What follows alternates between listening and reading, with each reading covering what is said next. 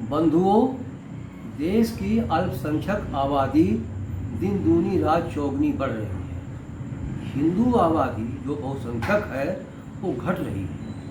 सन 2070 तक हम बराबर हो जाएंगे। अब हमारा क्या हाल होगा? विपक्षी नेता बेरोजगारी और महंगाई पर बार बार चिल्लाते हैं। हमारे पास जब 1 रुपये है तो पहले उसमें 20 लोग थे, अब 1 रुपये में 1000 लोग हो गए। उत्पादन तो उतना ही होगा, जमीन तो उतनी ही है।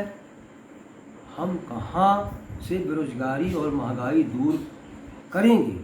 क्योंकि आबादी तो बढ़ रही है, तो हम कहाँ से पूरा कर पाएंगे?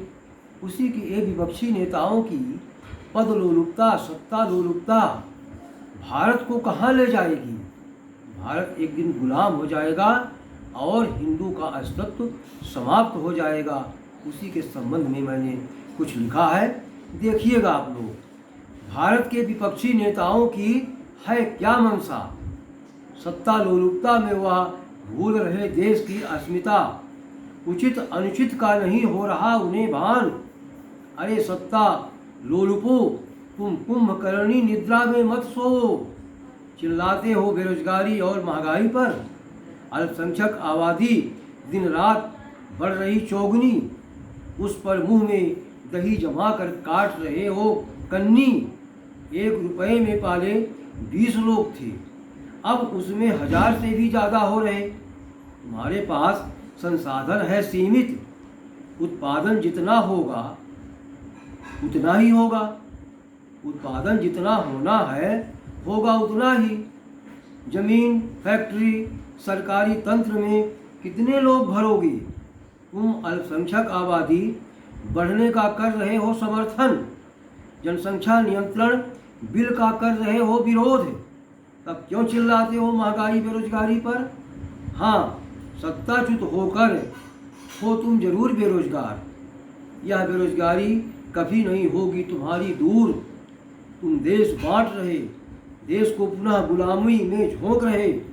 तुम भूल रहे हो सन 70 तक यही हाल रहा तो बहुसंख्यक अल्पसंख्यक हो जाएगा और हिंदू तुम्हारे कारण पुनः गुलाम हो जाएगा। तुम सत्ता की मलाई खाना दूर और कोई खाएगा, तब तुम सिर धुन कर शायद पछताएगा। पर तब क्या होगा जब चिड़िया चुग गई खेत? अब भारत अगर गुलाम हुआ तो कभी आज़ाद नहीं होगा। धीरे धीरे हिंदू का अस्तित्व खत्म होगा। पाकिस्तान, बांग्लादेश भारत बन जाएगा। तब हिंदू मजबूर होकर धर्म बदलेगा, क्योंकि उसके लिए कहीं कोई ठौर नहीं होगा। असम के मुख्यमंत्री का बयान सराहनीय। देश में 2 से अधिक संतान पैदा करने पर लगे रोक, यही हिंदुस्तान भारत के लिए सबसे बड़ी भलाई होगी। जय हिंद, जय भारत।